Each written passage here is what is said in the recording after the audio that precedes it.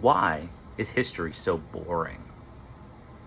Why don't we see professional academic historians advertised in this year's Best Books of the Year lists? Where have all of the historians gone in our public debates about history? This week on the channel, I'm going to talk a little bit about academic history writing, the work that professional academic historians do, and some of the possible reasons why academic historians have lost public readership. My name is Matt Linton. You may know me as the Indie Reader on Instagram. Welcome to my channel. Though most of this channel has focused so far on literature, particularly indie press literature and works in translation, my background is actually as a professional historian. I did about 10 years of training to be a historian. My focus is on 20th century American history with a focus on US intellectual history. So that means like history of philosophy, the history of the university. My work in particular focused on the relationship between the social sciences and the humanities. You can actually see copies of my dissertation back there.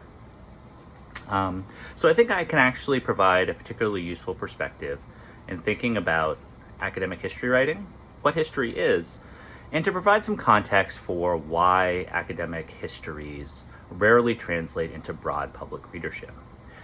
Oftentimes this is portrayed as a kind of failure of academic historians, that academic historians are just bad writers or they don't know how to reach a popular audience. But actually, in many cases, this has more to do with the intention of those historians in trying to create new knowledge, as well as the audiences for their books. Oftentimes, academic historians are actually more engaged in conversations with one another than they are in looking for a broad public readership. We'll also talk a little bit about different types of academic history writing, and then finally provide some examples of some historians that have done a particularly good job of making that transition between academic history writing and finding a wide public audience. So let's begin with talking a little bit about the work that academic historians are doing. So academic histories can be broadly broken down into two categories. There's the academic monograph, and then there's a synthesis. An academic monograph's role is really to do a deep dive and focus in on one fairly narrow area of research. Oftentimes, that involves doing substantial primary source research. So by primary research, we're talking usually in the historical sense about either doing work at archives, which are private collections of documents, usually housed at libraries, universities, churches, other places that have gathered a lot of historical material over the years. Or it's looking into things like newspaper articles, or other types of materials. They can be like physical media.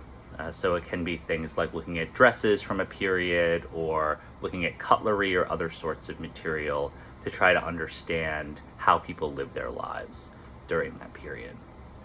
But oftentimes, since this is original research, it's unearthing a lot of new material. So the academic monograph's purpose is largely to bring in new evidence or new information into a discussion that is already existing between historians about a particular time period or about a particular topic. So the function of these monographs is actually mostly to introduce new evidence or new information.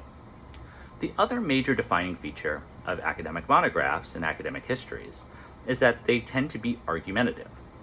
The core of these monographs are to forward or put forth new arguments based off of either new historical evidence or new interpretations of those historical evidence.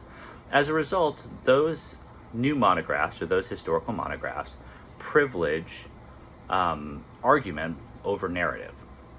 They're more about arguing a case and putting evidence towards it than they are about presenting a story.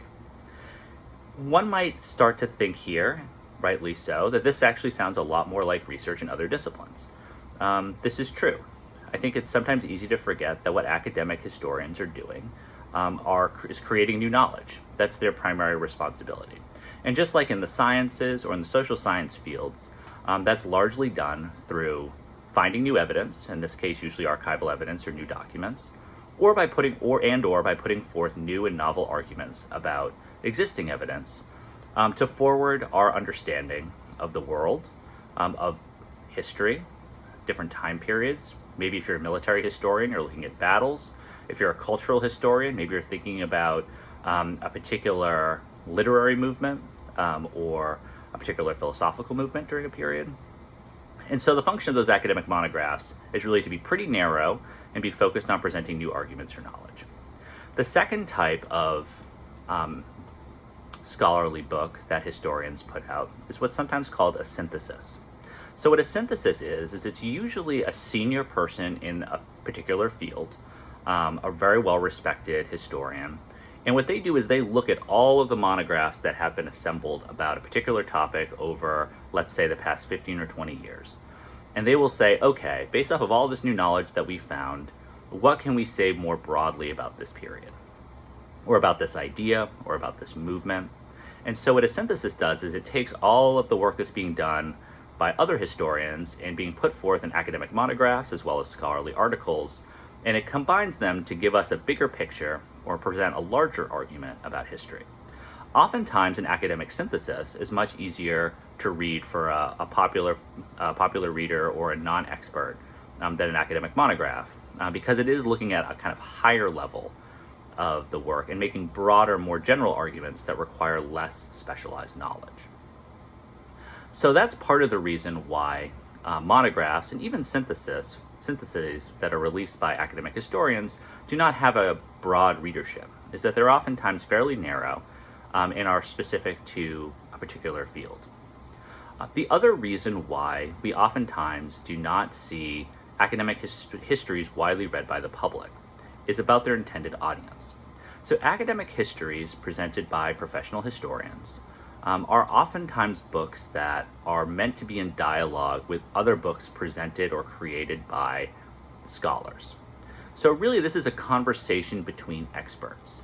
It may be a conversation between two historians in different departments at different universities. It may be a conversation that has been going on over centuries. So for example, the origins of the Civil War in the United States is a debate about between historians that has been going on for the better part of a century in the United States in terms of academic history. So that's a long conversation and a long debate that's being had between scholars, and there's new evidence that's always being unearthed that can complicate or challenge that debate. But as a result, a lot of times there's some assumed knowledge that goes into these books. And so the kind of basic knowledge about the Civil War, for example, is not going to be the focus of many of these books, since the folks who are reading those books, the primary audience, are people who are experts in that field.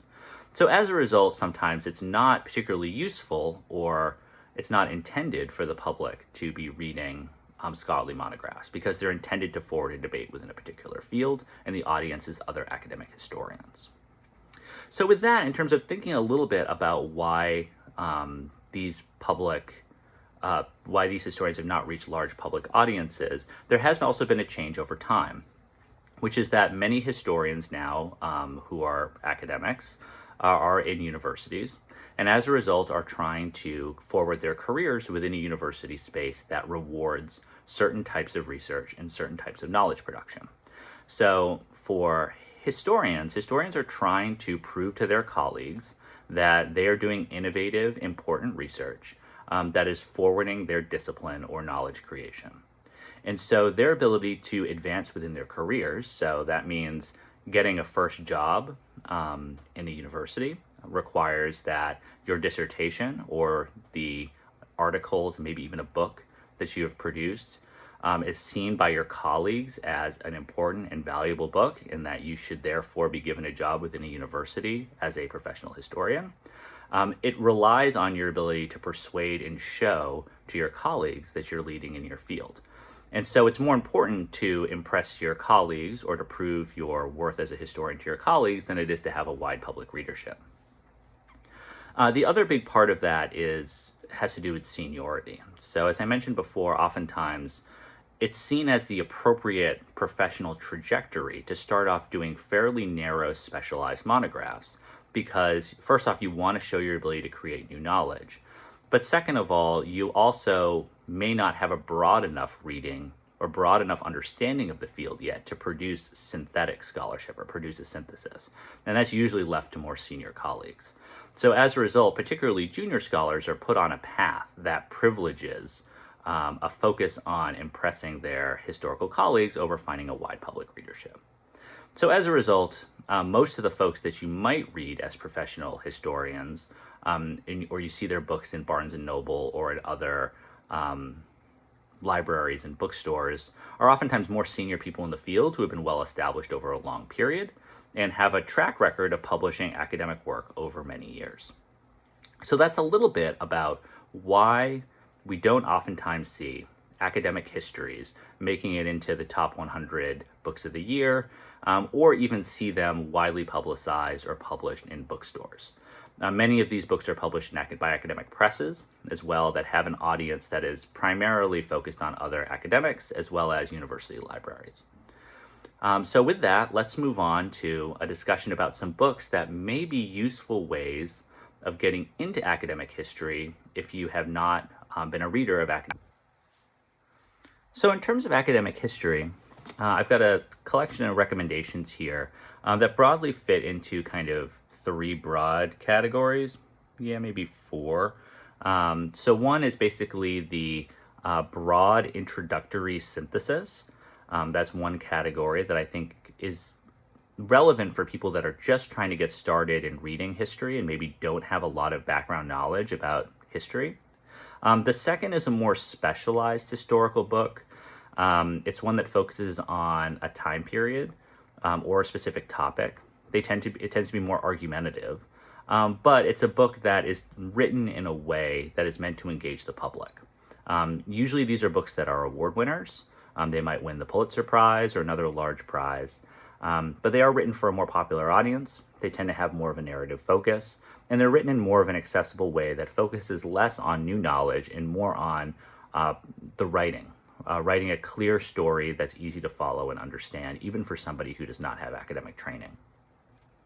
And then finally, a couple of books that are either in the realm of biography or look at a particular topic at a large or global level that may be relevant for folks that are looking at some, maybe interested in, have read biography before or really want a human-focused or a person-focused reading experience.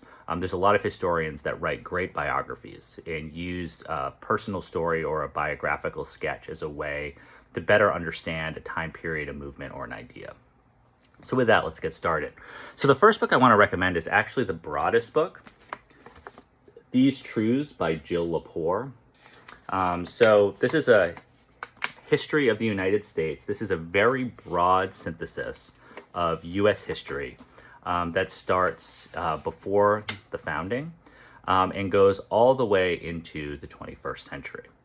It can be read almost as like a high school textbook or as an introductory college textbook to U.S. history because of its broad sweep. Jill Lepore is a historian at Harvard University. She's also been a longtime writer for The New Yorker, and she's one of the very best writers of history that's currently doing it. Her prose is incredible, and she's got a great ear, partly I think because of the work she does at The New Yorker, for what a popular audience is interested in and what a popular audience wants to read about. These Truths does a nice job of combining the kind of broad sweeping overview of U.S. history that is important for a new reader, somebody without a familiar background, while also introducing some of the most relevant scholarship and evidence from the last 25 to 30 years into the book. So this isn't just a kind of textbook. Dr. Lepore presents a really useful and interesting narrative of American history as a story of the founding documents and the way that they've kind of changed over time, but still maintained their core values over the course of U.S. history. And Dr. Lepore has been a pretty big advocate for a long time about the need to think of the Constitution, the Declaration of Independence, and other core founding documents as living documents and that have relevance to our contemporary lives. And in the case of something like the Constitution, may need to be amended to better reflect the day-to-day lives of most people. So Jill Lepore's These Truths is a great place to start if you just want to begin reading history, but you want a more serious academics background. Dr. Lepore, before she got famous, writing for the New Yorker and being a professor at Harvard, wrote a lot of excellent scholarly books, mostly in early American history, looking at the relationship between early colonists and indigenous people, as well as enslaved people.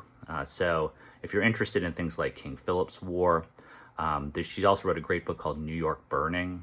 That's a kind of look at enslaved peoples in New York City, as well as the challenges of a society in New York in transition. I definitely would recommend those books as well. They're more scholarly in orientation, but Dr. Lepore has been a fantastic writer for her entire career. So even those books showcase a gift and a skill for narrative storytelling that many academics just simply do not have. The second book, and this is an old classic book, you may have seen this on my Instagram in the past, is The American Political Tradition and the Men Who Made It by Richard Hofstadter. So Richard Hofstadter, he's been dead for a long time, was a historian during the mid-20th century primarily, and is considered to be one of America's great historians. He wrote many books and won a couple of Pulitzer Prizes, but his books explored a lot of the core themes of U.S. history, including anti-intellectualism, populism, and kind of major historical figures. And the American Political Tradition is a great place to get started with his writing. And it's a great place to get started thinking about history and historical scholarship. Because the American Political Tradition is really a set of kind of mini biographies of major figures. So you've got Thomas Jefferson in here, you've got Abraham Lincoln, you've got even folks like John C. Calhoun and Andrew Jackson, all the way up through people like Woodrow Wilson. It's important to note that this book was published, let me check the exact year, but it's mid-20th century. 1948 was the initial publication, so it's quite an old book. But what Hofstadter does really effectively, and he's a real pioneer in many ways here, is combining serious academic argument with biography and with a gift for narrative. To tell a story that is both very easy to read and understand for a non-expert, but also is written in a way and has a narrative that can be attractive for any sort of public reader. But it's backed by real historical scholarship. Hofstadter was not a big archives guy. He did not spend a lot of time kind of unearthing new evidence, but he had a really good way of interpreting scholarship in new ways and understanding scholarship in new ways that provided something new and unique and relevant even to his academic colleagues. And so what the American Political Tradition does, and I think why folks would be interested in it, is it takes a lot of the kind of high school curriculum of U.S. history and kind of flips it on its head. It challenges a lot of our assumptions about our founding fathers, as well as about other core historical figures like Andrew Jackson and Abraham Lincoln, by saying kind of what we know about them, the popular understanding of them may not be accurate. And that if we challenge those assumptions about the founding fathers, it makes us think about the tradition of American politics in a very different way. So I would highly recommend reading Hofstadter's The American Political Tradition. His other books, Anti-Intellectualism in American Life and The Age of Reform, are also excellent places to start. The Age of Reform is a little bit more of a scholarly text, and so you may want to do some more basic reading in U.S. history if you haven't done any reading in history in a long time, because it is more specifically about the populist movement in the late 19th and early 20th centuries. You could also, the American Anti-Intellectualism in American Life is also a very easy jumping off point, very easy place to get started. It isn't quite as basic as the American Political Tradition in terms of the figures presented. So I think if you haven't read any history or U.S. history in a long time, you're just starting to dip your toe in, the American Political Tradition is really nice because it brings in a lot of those figures that you're going to remember from your high school history classes, or you're going to have seen in kind of popular representations, even on U.S. currency. So you don't have to learn a lot of new people to get into the American Political Tradition. So the next category of books that I want to recommend are books that are written in this really compelling kind of narrative way, but do still present some important, unique arguments, and can help us understand some ideas or some moments in history that may not get as much coverage as they deserve, but can be really interesting to a popular reader. The first I want to recommend here is a book by a UK historian, Rana Forgotten Ally, China's World War II, 1937 to 1945. I think I'd be a little bit remiss here if I didn't have any sort of military histories on here. So Dr. Mitter is a historian. He was at Oxford for a long time. It seems like he's still at Oxford according to this book, and is a leader in the history of China's involvement in World War II. And he's a historian of modern China more broadly. But this book looks at a oftentimes ignored part of World War II history, which is China's involvement in the war, and the important role that China played in the war with Japan in supporting the Allies' efforts to win the global war during World War II. And it gets into some of the military history of the war. So for folks that are interested in military history or want to read more about kind of battles and those sorts of things, there is some of that in here. But it's also trying to remind folks and uncover this lost history of China's involvement in World War II and their central role, the Allied powers, fighting Japan primarily.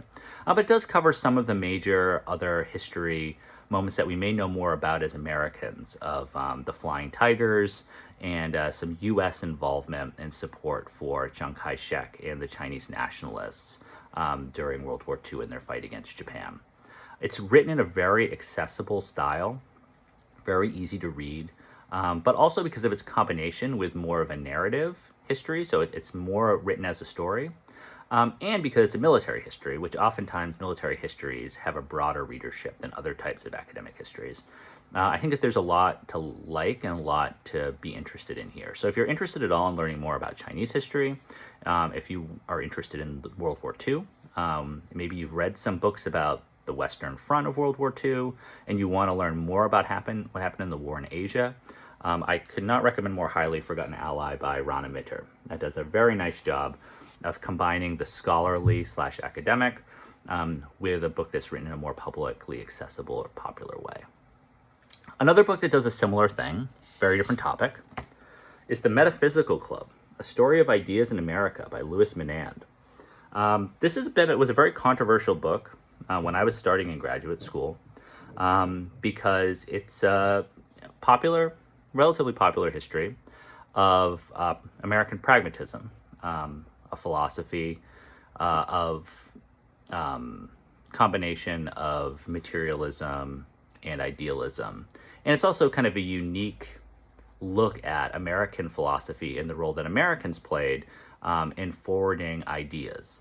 Oftentimes, even in intellectual history scholarship, there's a kind of self-consciousness about the United States and America that tends to look at the U.S. as a place that does not create very many ideas and does not have much of a philosophical tradition. Louis Menand is an important figure in challenging that and bringing some of the folks that have now become the most notable American philosophers, people like Charles Peirce and William James, bringing them to the fore and saying that these are people that are relevant not just to our understanding of American history, but are also vital figures in understanding the history of the history of global philosophy. John Dewey's the other kind of big character here. Menand was controversial because this is a book that really is written for both academic audiences and for the public, and is one of the most effective books in doing both. Menand does present a lot of new and interesting arguments about the relevance of pragmatism and the centrality of figures like Charles Peirce and William James to that movement. It also connects them to the world in which they lived. So Menand is really interested in grounding philosophy in what was going on in America in the mid and late 19th centuries, and even the early 20th centuries. And so the Civil War, for example, plays a really important role in this book. And Menand makes the case that the Civil War is foundational and central in understanding the development of pragmatism in the United States. he also pulls in a lot of other figures from across politics and ideas. Folks like Louis Agassiz, the great naturalist who was at Harvard University at the time and played an important role in kind of showing that American institutions of higher education had a role to play in future knowledge production. It was kind of a leader in getting folks like William James more invested in the relationship between the physical world and the world of ideas. The Metaphysical Club is written in a very accessible way. It's got a great narrative. It's a book that I've recommended to many, many people over the years. I would highly recommend it as a starting point in thinking about American history. It won the Pulitzer Prize for a reason. I think that sometimes we can kind of push aside prize-winning books and questioning how serious they are. The Metaphysical Club is a very serious and relevant book, and I would highly recommend reading it. Menand published another book called The Free World that came out in the late 2010s. That's a little bit of a harder recommend. It does similar things to the Metaphysical Club, but it's a longer book. It's about 1,000 pages long, and it's looking at kind of American culture during the 20th century, particularly focused on the Cold War. It's got some chapters in it that I think are very effective on the cultural Cold War, and thinking about the role of a free and open society and what that says about art and culture in the United States and how it made the United States such an important exporter of art and culture to the rest of the world. But it's just a lot. It's a very big book, so it can be hard to recommend that to a new or novice reader. Another book that I think folks would be interested in, it's because it's on a topic that people are really interested in, is Indigenous Continent by Pekka Haemaelaeinen, The Epic Contest for North America. So Dr. Haemaelaeinen is a Finnish academic. He also studies, I don't know if it's at Cambridge or Harvard, and he's in the UK, University of Oxford as well. And Dr. Haemaelaeinen is one of the most important historians of American indigenous groups that's currently working right now. So his scholarship is some of the most valued by professional historians at this time. But Indigenous Continent is an interesting book because it provides new arguments about the resistance of indigenous groups in the United States and Canada to colonization. But also it brings in a lot of new evidence, but it's also written in a way that's accessible and interesting to the public. And I was really surprised kind of how much coverage I've seen this book get over the years. It's oftentimes on the display tables at your Barnes and Nobles and other popular bookstores.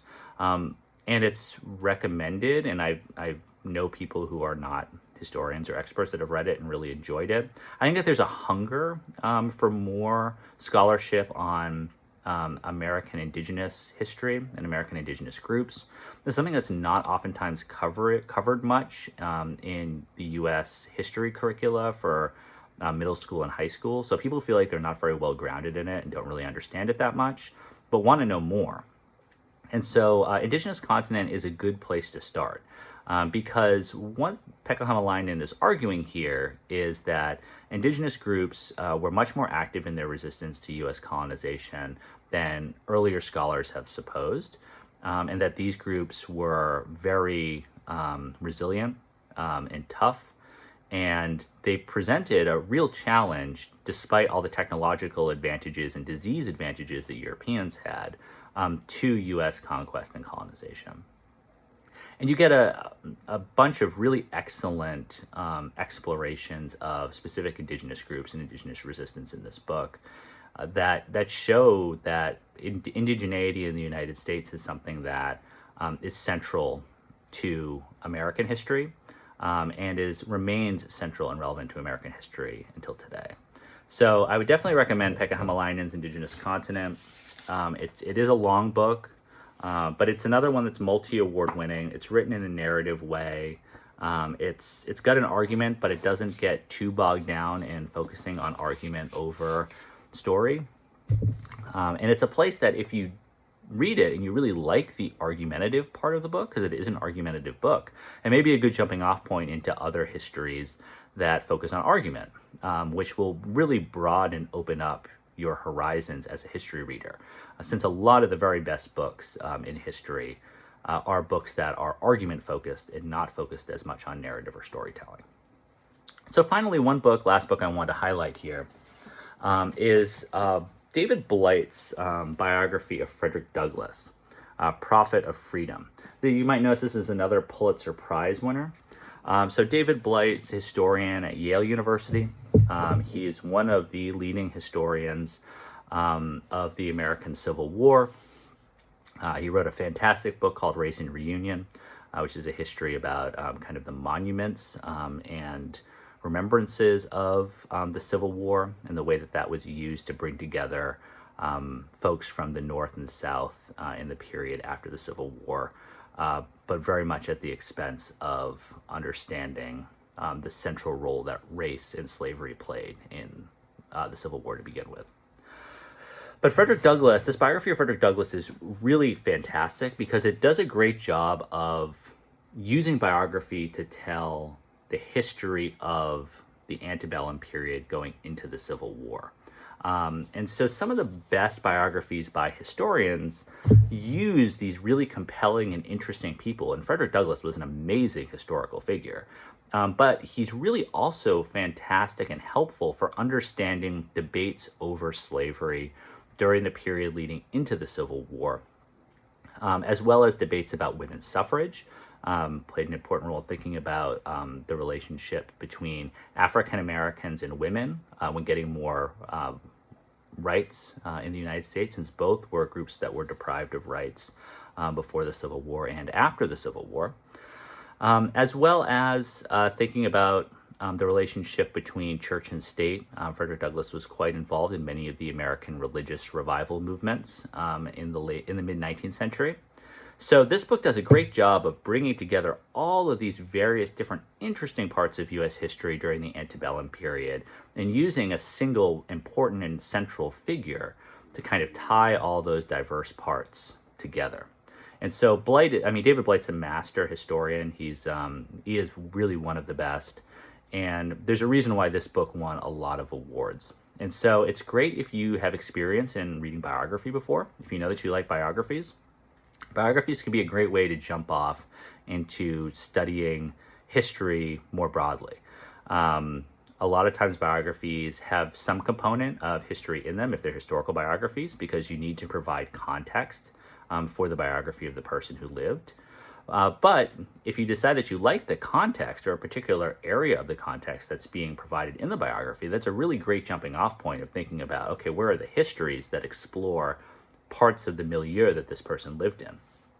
So I would definitely recommend Frederick Douglass's biography from David Blight, but there's a whole bunch of other biographies that you may have read that you may want to use as a jumping off point, including ones that are written by more popular authors like John Meacham, who wrote a biography of Andrew Jackson that, while I don't love the biography itself, can be a useful way of an entry point into thinking about Jacksonianism in America, thinking about popular representation in government, as well as thinking about things like indigenous exploitation and violence. So those are some examples of books that I think do a particularly good job of bringing together the academic side of history and bringing in a lot of historical evidence or histories that are written by leading scholars and putting it in various forms of narrative that can be appealing to a popular reader that is not somebody who is an academic. I said there's kind of a few different entry points that you can have, that kind of broad book, broad history of the U.S., as I presented examples from Richard Hofstadter and Jill Lepore. The more specific synthesis that's looking at a particular period or a particular movement that folks might find interesting, but written in a narrative way. So that's something like Rana Forgotten Ally or Louis Menand's Metaphysical Club. And then finally, using biography. A biography can be a fantastic tool to get people more interested in history. And so Frederick Douglass's biography by David Blight is a fantastic example of the relationship between biography and history. So I hope that that was a helpful kind of primer into the work that academic historians do, why it oftentimes doesn't find a super popular audience, as well as some entry points for how you can get reading academic history work, either as preparation for college, maybe you're thinking about graduate school, or just as an adult or teenager who's interested in history and wants to get a little bit more in depth at where history scholarship is coming from, how historians work. Drop a comment if you found this a helpful video. And if you have any questions about history, historical scholarship, please drop it in the comments below. I'm very curious to see if people find this video interesting. You know, I said I mostly focus on fiction on this channel, but most of my expertise and background is actually in nonfiction. So I could do more nonfiction reviewing and nonfiction explainers like this video if people find it interesting or helpful.